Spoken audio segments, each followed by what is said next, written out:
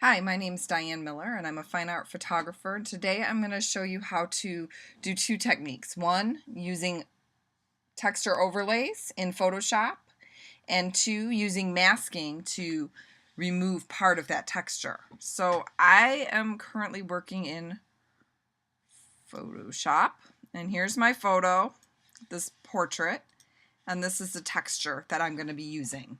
So the first thing that you need to do is you need to get the texture onto your portrait. So to do that, we're going to go to the texture. If you hit shift, I have mine sized to be the same size as my photo. You hit shift and drag it, and it's going to be a perfect drop.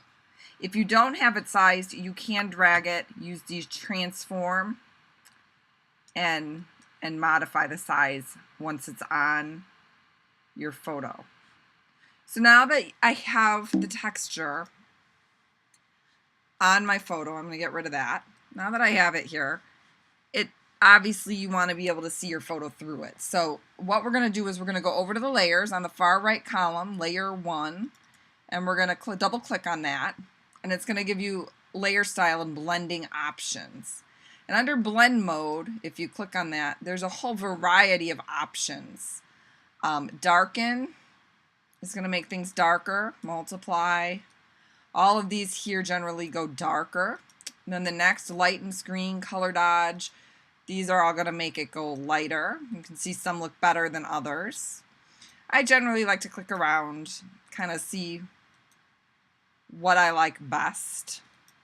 For this one, and one of my favorite ones to use, in all honesty, is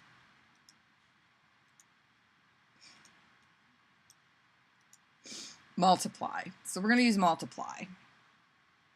And that kind of darkens it up. You can also play with the opacity.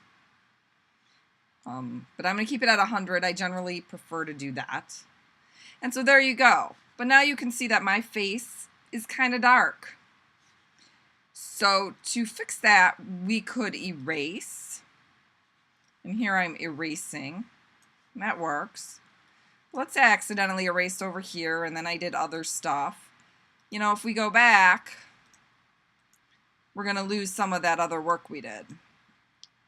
So instead of erasing, what I'm going to do is use a mask on this texture layer. To do that, at the bottom there's some options. This just little white circle is for mask, and now you can see there's a white box next to my layer. So we're going to actually be working on that mask and not the layer. And to do that, you're going to go into your paintbrush, and I've got it set to we're going to go like 35% opacity and about 50% flow on this brush. And I'm going to use a nice big soft brush. So I'm setting my brush to be about 860, and I've got the hardness on 0 because I want really soft blended. And then if you go down here, you'll see there's a black square or a white square. Black is going to mask out. White is going to mask back in.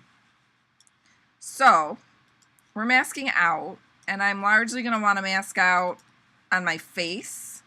I don't want it so dark on my face. A little bit on my hair.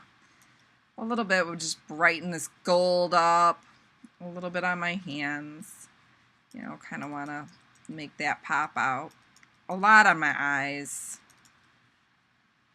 Okay, so I'm pretty happy with that. And now let me just show you why masking is beneficial.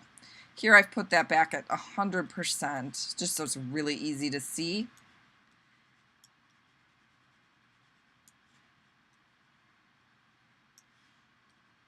Look at all those mistakes. If I used eraser, I could go back in history, I could hit the back button, but I might lose some of my work.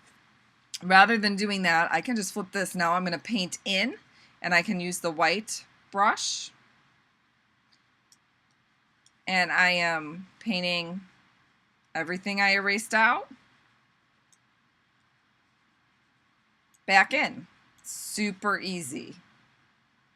And that is how you apply a texture overlay, use blending modes, and use the mask feature to easily remove or add back in your texture. I hope this has been helpful, and I'm hoping to do some more tutorials. So if you like this, please let me know. Leave a comment. I'd really appreciate that. Thanks.